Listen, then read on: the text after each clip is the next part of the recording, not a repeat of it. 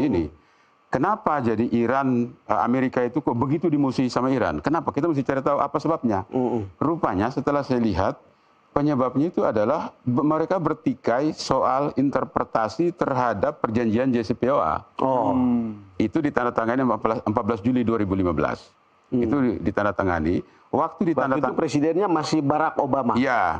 Nah, kemudian Barack Obama diganti oleh Donald Trump masa jabatan pertama. Ya.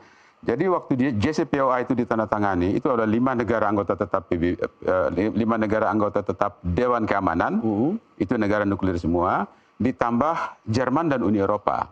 Nah, isi perjanjiannya waktu itu intinya adalah Iran itu diizinkan mengembangkan uraniumnya itu sampai kurang dari 300 kg dan batas pengayaannya itu tidak boleh lebih dari 3,67%.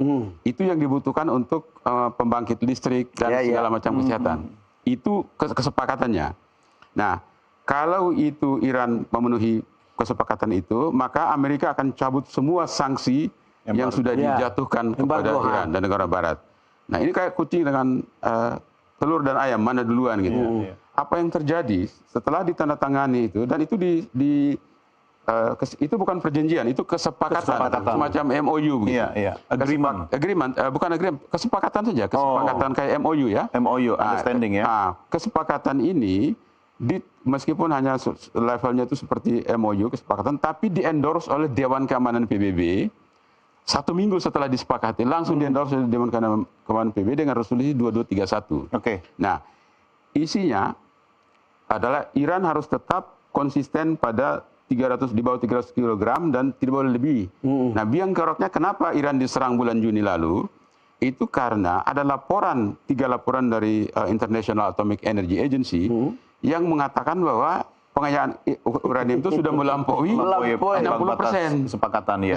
Nah, teringat kita bagaimana Irak diserang. Dulu dan ternyata terbukti tidak ada. Menurut mereka narasi mereka adalah pada saat itu sudah 408,6 kg uranium yang diperkaya sudah sampai 60%. 60% itu dia hanya butuh 2 bulan untuk naik jadi 80%. Kalau 80% dengan 400 kg itu sudah bisa buat 4 bom yang lebih dahsyat dari bom Hiroshima. Nah, sekarang kita pengen lihat dari... Itulah alasannya kenapa Amerika dan Israel memusuhi Iran. Tapi dari kacamata Iran sendiri, saya harus tanya ini WNI yang setengah Iran nih. Bang Faisal, kalau melihat apakah memang Trump ini sebagai betul-betul ancaman yang akan pecah perang di sana atau ada aspek lain, Bang Faisal?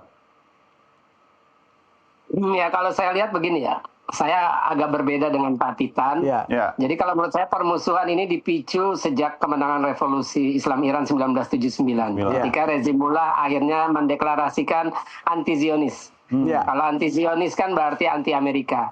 Nah, Iran bukan sekedar deklarasi doang, tapi mereka membuktikan mereka mendanai, membantu pendirian, melatih, mempersenjatai milisi-milisi untuk melawan Israel.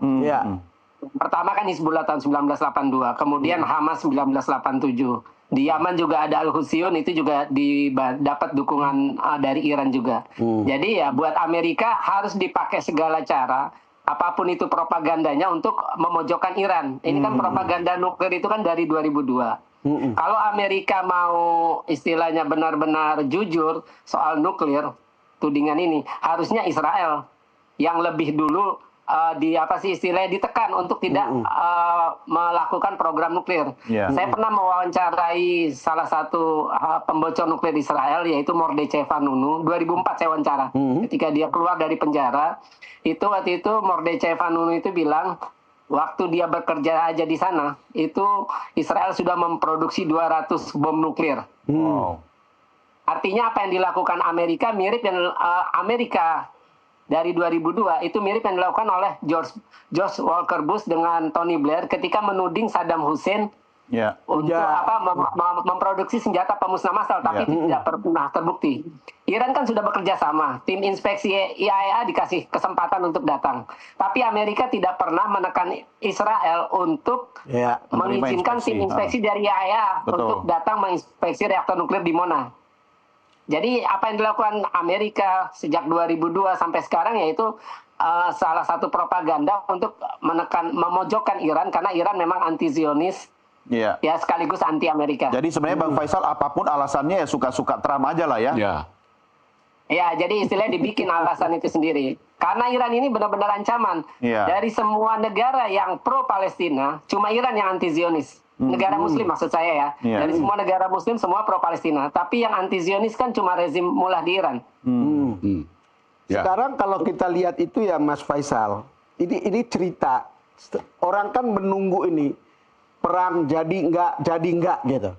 Kalau Anda mengatakan bahwa itu akan terjadi, apa indikator yang terlihat, dan kalau tidak terjadi, itu indikatornya apa?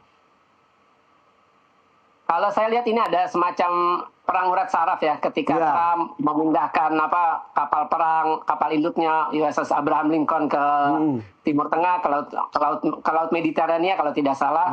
Ya sebenarnya begini, kalau kita mau lihat ya, kemungkinan itu selalu ada. Karena pertama Trump sudah menyatakan, dia terang benderang dia bilang bahwa dia tidak lagi menghormati hukum internasional. Dia tidak butuh lagi hukum internasional. Betul. Artinya itu membuka peluang Trump untuk melakukan serangan militer ke Iran.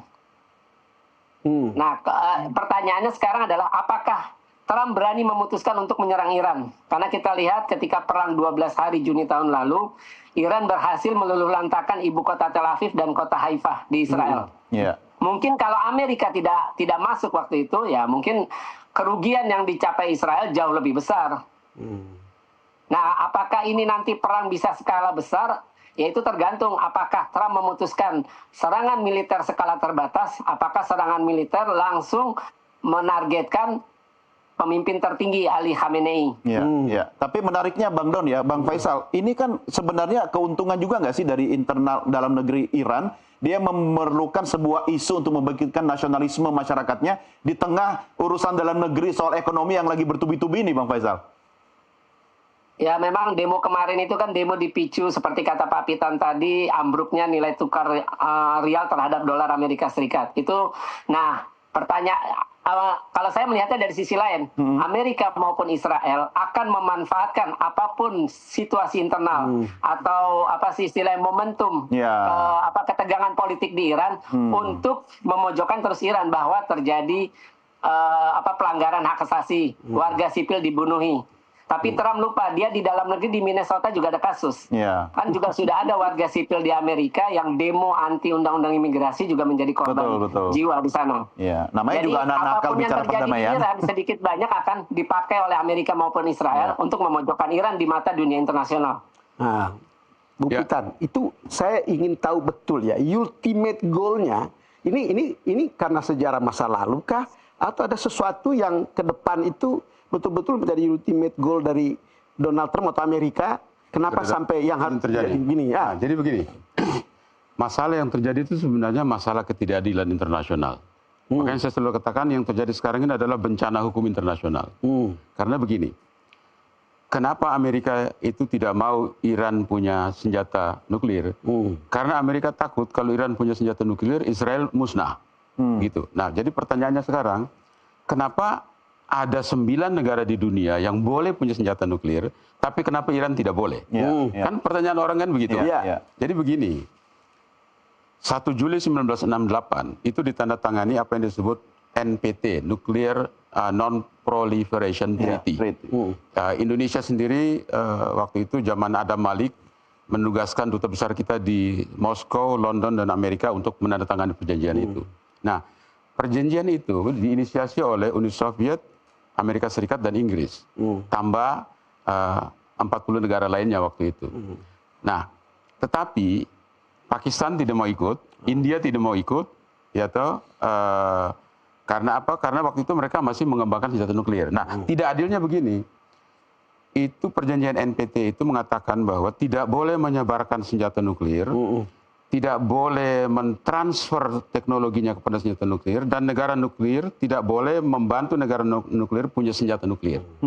Nah, pengecualiannya adalah, jadi waktu itu India dan Pakistan bilang, loh, kenapa kami nggak boleh, kalian boleh? Nah, lalu senior officialnya itu masukkan di dalam notanya itu bahwa negara-negara yang sudah melakukan tes nuklir sebelum 1 Januari 67 dikecualikan dari perjanjian itu. Nah, jadi mereka boleh mengembangkan, tapi yang lain tidak boleh. Nah, itu tidak adilnya perjanjian NNPT itu sebabnya tahun 2017 itu di sidang umum PBB digulirkan proses yang menghasilkan namanya Treaty on Prohibition of Nuclear Weapons, TPNW, termasuk Ibu Retno waktu itu ikut menandatangani, DPR meratifikasinya itu 2024 kemarin. Nah, itu total melarang produksi senjata nuklir, tidak boleh. Nah, masalahnya tidak adilnya adalah hanya 9 negara yang boleh punya senjata nuklir. Yang lain tidak boleh, termasuk Iran tidak boleh.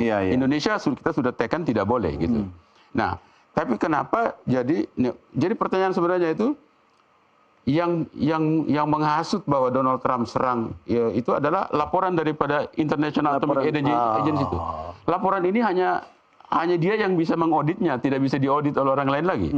Jadi kalau dia bicara kemana ya orang ikut saja begitu kan, tidak ada opinion ketiga tentang laporan ini. Namanya orang kuat. Orang kuat. Padahal Duta Besar Indonesia duduk di dalam Dewan Kehormatannya di situ. Nah, jadi tapi kalah kuat. Tapi tidak kuat melawan yang lain-lain. Makanya saya selalu katakan begini, dunia akan selamanya tidak adil dan negara yang lemah akan selalu ditekan untuk menjalankan agenda daripada negara-negara yang punya senjata, punya modal dan punya pengaruh. Betul. Itu yang terjadi sekarang. Tapi sekarang kita harus kuat-kuatin dulu karena diskusi kita masih panjang. Kita rehat dulu ya. Nanti kita lanjutkan lagi di segmen berikutnya. Pemirsa Doncast segera kembali sesaat lagi.